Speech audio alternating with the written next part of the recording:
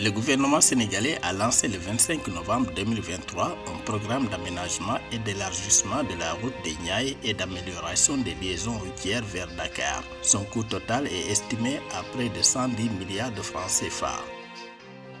Le gouvernement zambien recevra 184 millions de dollars de soutien financier du Fonds monétaire international FMI. Le financement s'inscrit dans le cadre d'une deuxième revue dans le cadre d'un accord de 3 ans soutenu par la facilité élargie de crédit.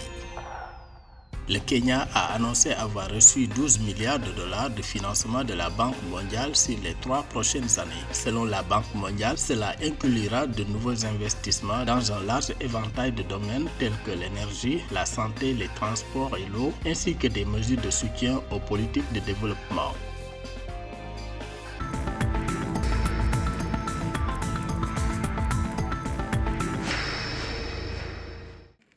Au Sénégal, le Premier ministre Amadou Ba a donné le coup d'envoi samedi 25 novembre à Dakar des travaux d'aménagement et d'élargissement de la route des Niayes et du programme d'amélioration des accès routiers à Dakar, représentant un coût global estimé de près de 110 milliards de francs CFA. Lors de son discours du lancement des travaux, le chef du gouvernement a souligné l'importance de ces projets pour le développement du Sénégal, la construction de nouvelles routes, l'amélioration des routes existantes et la mise en place de systèmes de gestion pour des transports plus efficaces dans la capitale sénégalaise. L'aménagement de la route des Niayes consiste à l'élargissement et à l'aménagement de la route des Niayes, rond-point Liberté 6, à la station de Shell de Kermassar, en deux voies sur un linéaire de 23 km, y compris la construction de 47 km de voiries urbaines en pavé, la construction d'ouvrages d'art, la mise en place de caniveaux pour l'assainissement routier,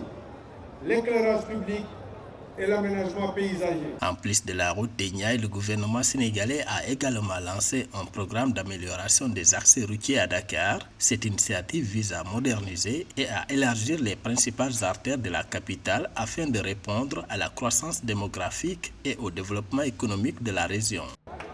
Concernant le programme d'amélioration de la fluidité des axes routiers à Dakar, les travaux concernent la construction d'ouvrages pour améliorer la sortie de l'autoroute vers la Padoue, l'élargissement de la route Padoue-Cissesse en 2 fois 3 voies, y compris l'aménagement paysager et la mise à niveau de la route jusqu'à l'aéroport Léopold Sédar Senghor. L'objectif de ce programme, selon le Premier ministre, est de trouver une solution durable pour décongestionner le trafic à Dakar, améliorer la mobilité urbaine au niveau des villes de Dakar et Diamniadio, faciliter la liaison entre les deux villes et leur raccordement à l'aéroport international de Diass.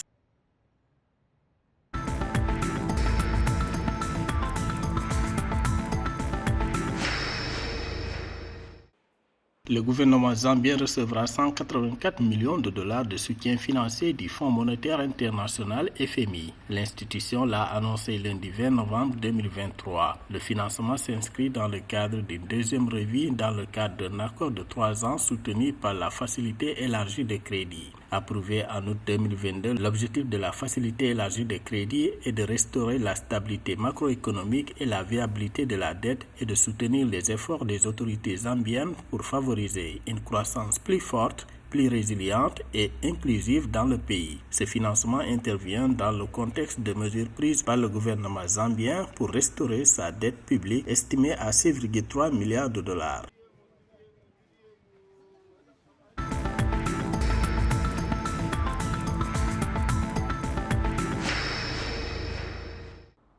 Le Kenya a annoncé le 21 novembre 2023 avoir reçu 12 milliards de dollars de financement de la Banque mondiale sur les 3 prochaines années. Selon la Banque mondiale, cela inclura de nouveaux investissements dans un large éventail de domaines tels que l'énergie, la santé, les transports et l'eau, ainsi que des mesures de soutien aux politiques de développement. L'institution financière s'est pleinement engagée à soutenir le Kenya dans son ambition d'accéder au rang de pays à revenus intermédiaires de la tranche supérieure d'ici 2030. Le Kenya, dont les finances ont été endommagées par les retombées de la pandémie de Covid-19, est actuellement aux prises avec des liquidités dans un contexte d'incertitude quant à sa capacité à accéder aux marchés financiers avant l'échéance de juin 2024 de son eurobond de 2 milliards de dollars.